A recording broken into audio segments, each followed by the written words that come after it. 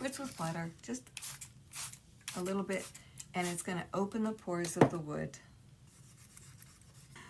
So I hope this works out, and you know what, if it doesn't, it's okay. So I'm going to start with white unicorn spit.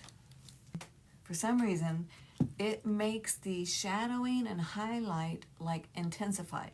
That's why I say, and I'm just giving you my tips and tricks here, that what I've learned. It may not be the same for you, but that's why I say just go play in your spit, because you don't know until you do. So, or any medium, whatever it is, just give yourself freedom and space to grow and learn and explore, and not demand something at the end, you know? Treat your inner child like a child for a little while. You'll love it. This is my favorite color because it makes all the other colors pop. So I always have a good amount of white around. I'm just going to put it straight on the wood, and I'm brushing it in.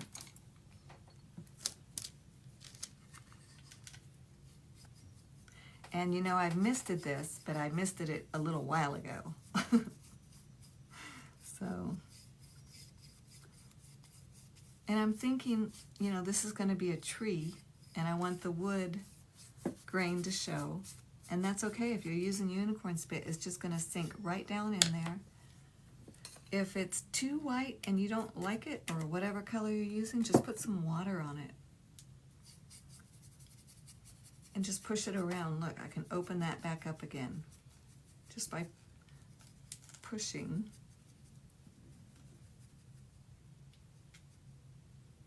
Or I can close it back up by brushing it back over. Once it dries, you can spray seal it with an acrylic spray seal, like even the Mod Podge that everybody has that you can get at Walmart or wherever. Once it's dry, just spritz it, and then you can keep painting, and you won't lose whatever background you put down. So that's fun. Okay, so what I have in here is a blend of Artistic Vivations, these gorgeous metallics. Oh gosh, these are fabulous. And there is some purple in here too, the brown, the purple, the black, okay? And I'm gonna use this as the fine lines for the wood grain. And it's just in like alcohol ink bottles that you get empty. They come with the cap and the little thing to close it. They also come with a miniature funnel. So you get them in a pack, 6, 8, 10, 12, whatever.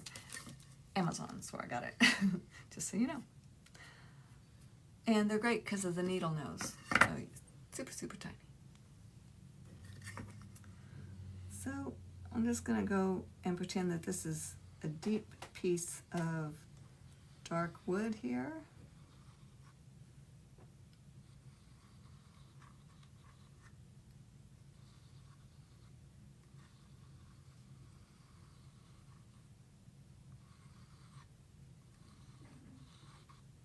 And I can go back and blend it in if I want, or whatever. But isn't this easy with this bottle? You just can't get that fine line with a brush. Even those little, I can't.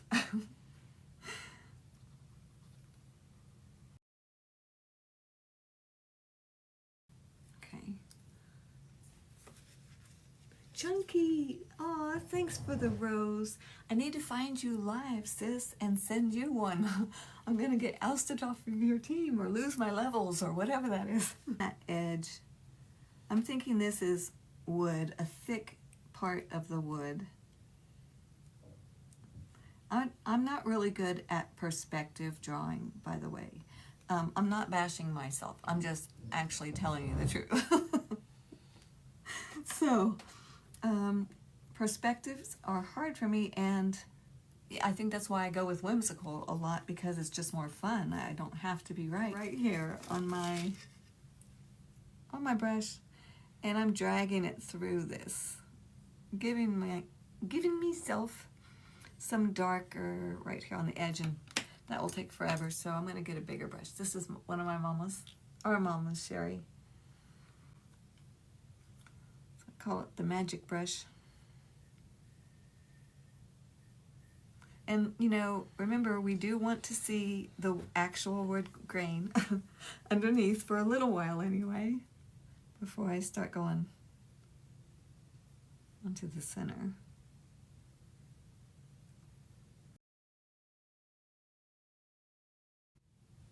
I don't know, this is looking weird and I like it. So, whatever. That's what I love about art. Isn't it great? It's like, that is not what was in my mind to do, but I'm doing it. Squirrel is good. Jasmine scented squirrel.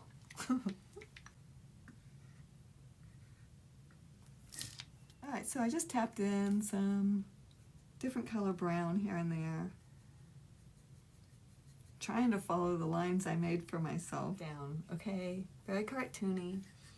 And now I've just got water in here, and I'm just brushing it through with a little bit of water on it. And look how the gold starts to just shadow, or the brown, without, I mean, you're just rubbing the brush on it. You're not doing anything else. And it goes ahead and gives you grains.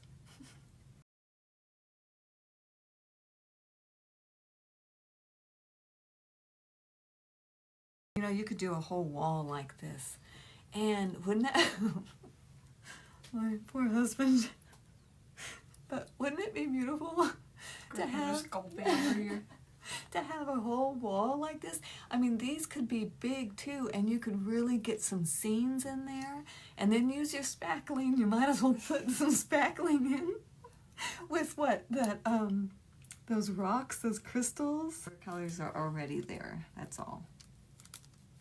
Now, I did the tree brown, but it's, you know, going to be a magical tree, so it's not going to be able to stay brown. I can feel it in my being.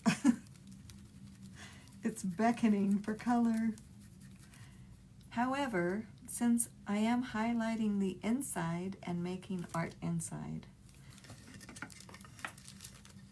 I think I'll save coloring the tree until after the inside is getting finished. That way I'll know exactly what colors I want to put on this tree. Seriously, therapeutic. I do want to thank whoever it was that made the order the other day. I still don't know, and I don't have to know, but I appreciate you so much. It's not so much the making money off of it at this point. It's the fact that when I make a sale for Unicorn Spit, it says, congratulations, you've inspired a sale, or you've inspired someone to create. That's what it was. And that rocks me because that's my heart, and that's why I'm doing these lives. Is, you know, I don't hardly sell my art right now. I'm going to. But what I like doing these lives for is to encourage other people just to grab your stuff and start playing. Set up a little place in your house. It doesn't have to be a big area. A coffee table will work. I remember Mom working on our kitchen table and painting men's ties. She didn't have canvases, but she painted a man's tie. And then everyone started asking her, the guys, for her to do theirs. She didn't make a business out of it or anything, but it was cool there for a while. She got to share her joy of art and make a little cash. I just think it was beautiful. I mean, if you've got it in you to create, which I believe everybody does, it just depends on what you want to create. And if you're not creating, I'm just sorry. Sorry. Find what your passion. Find it. Are you crying? No. Oh. But I can. But I can. But you're spraying that. All right, I'm putting white back in. Did it go anywhere? Nah, it doesn't matter. I'm in my grubbies. And I think right here, I'm gonna use some gesso, and I think it's behind you.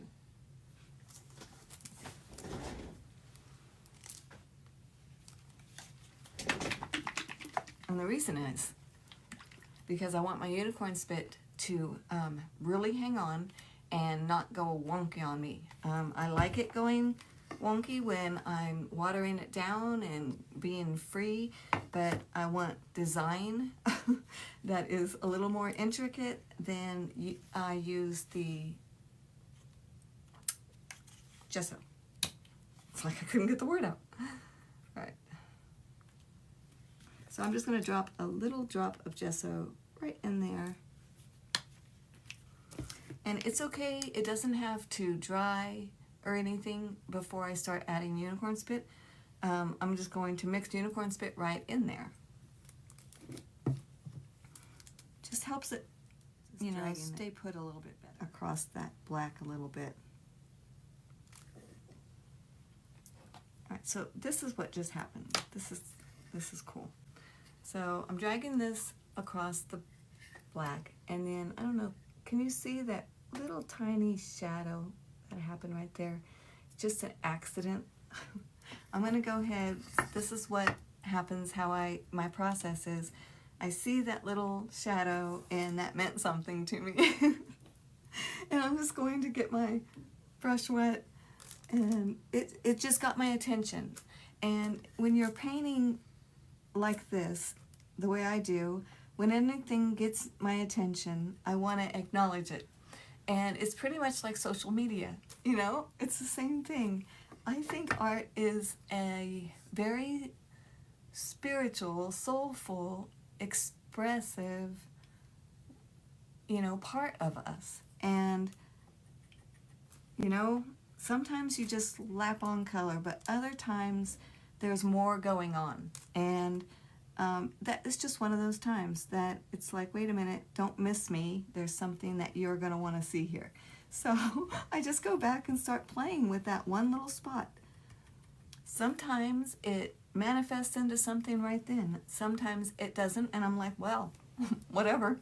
But later I come back and it does, there's a reason for it. I may not know what the reason is right now. And the same happens in our lives, right? We work and work and work on something, and it looks like, well, that was futile. I don't know what that was because I really thought I was supposed to, right? But give it time. You know, you'll come back and realize later that that part, for whatever reason, was important, and you'll be grateful for it. That's how it is with me, anyway. Okay, so here's the thing. If I have a regular scene with no water, I think I want it like that. If I want a scene in here with water flowing out, then for sure I probably want it like this. What do you think? Yes? Yes? Oh, the hippie look going on. Thanks, Stacy. Hey, welcome, sis. Yes, water. Okay, you guys, I love you. That's perfect, because you know that's me. All right, so let me just start somewhere. I'm going to pretend that this is like my canvas, this little hole, and go with the thirds, you know, the rules. Basically, you don't have to stick with rules. But anyway, if I was going to have a water line, it would be either at a third from the top or a third from the bottom. You know, you don't want it like smack in the middle. So maybe right there would be a good place for a water line. I don't know though, because if I put it up high, I can go ahead and do a waterfall and then the creek coming down. So I'm going to start low, and I can move it up high if I need to. So 1/3-ish, right on top of my gesso. How's it going over there? Ooh, she's in the tipping mode. I love it. Pushing it the wrong direction. And you turn it around. There we go.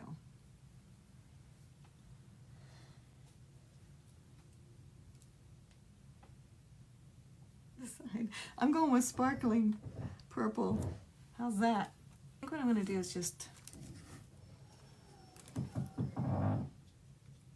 push it in. I want some darker. Yikes.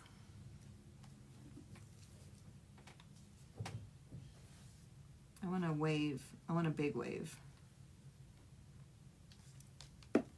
So I'm just going to make a shadow all the way across this big wave. That's all I do. make it dark.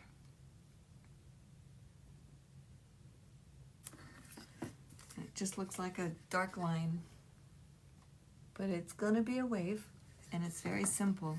So you know we just did the blue. Now we put some purple and blue in there and made it dark. And see how the top is just naturally kind of wavy in its own little self?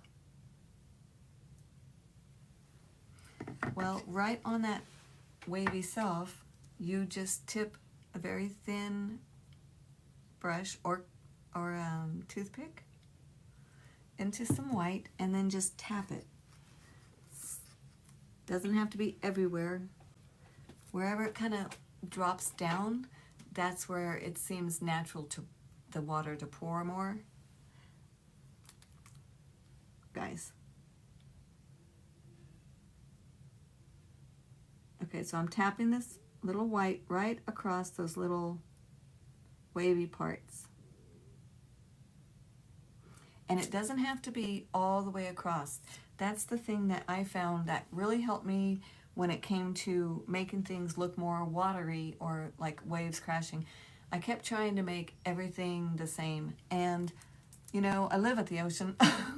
I see it all the time. And yet, it's like I went and actually looked at the waves. They are crazy. They come and go wherever they want. And so some will have lots of foam. Some will just be glass, even in the same shot of a picture. And so you just know that. Be free. You put your wave wherever you want it. It doesn't matter. Sherry sent 2 roses. Aw, thanks, sis. Love you. You guys and the roses and the gifts. I thank you so much. It makes it fun. It's like an example. But anyway, you get the idea. So just by touching above that dark spot, let's see if I can hold it still. You know, you can see the wave action happening just by that. And you can do that over and over again. Same thing. Dark spot, wave. That's it. And don't worry if you go too far and you lose it, because it is sad. I understand. You work hard for that wave, but there's another one right behind it, seriously. And same thing in life. So, here's that. Now, I don't have to make this picture. That's another thing I've learned and enjoy. I don't have to go from corner to corner or hole to hole, whatever.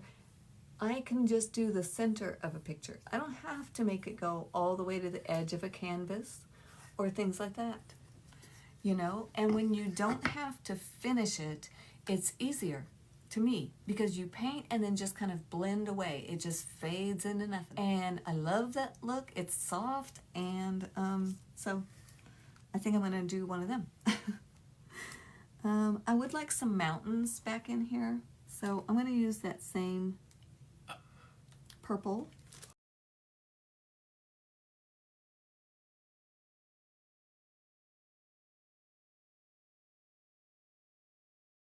Trees. I went all the way to the corner in this one. So, Betty, I'm just excited to be painting on this little piece of wood. I'll just read it for you. With unicorn spit. Oh, that would be great. I would appreciate you so much. So that's where we're at. We'll see. I like a combination of yellow, this lemon kiss, and the Purple Hill Majesty. It's still not water, but it's pretty. Kind of water. Look. I'm doing trees, y'all. I'm just tapping in some trees back here. Purple. And that's okay. Okay, so I have somewhat of a background going on there. Very, very dark land, but it's there. And I'm happy with that so far. I'm going to add some white, though, and a little yellow just for fun. And tap onto that darkest place right there. Anything. It doesn't matter. It can change. Tapping in some layers. Put something down in the back. Anything. It doesn't matter. It can change. You can wipe it off. But just anything. And then just start tapping in some layers in front of it. Different colors. You don't have to know what it is. Nobody has to know what it is. Just different colors, different places.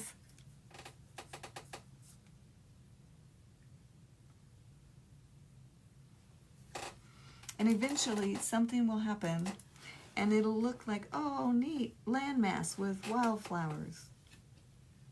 Or whatever you see. You know what I'm saying? You're very gorgeous. I mean, it could, if you spent time on it. I'm still digging it. It actually looks like the water should come off this way now.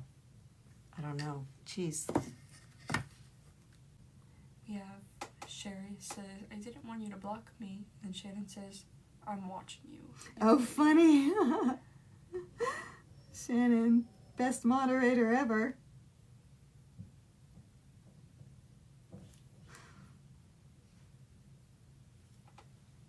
Like this. I just made it kind of drippy is all.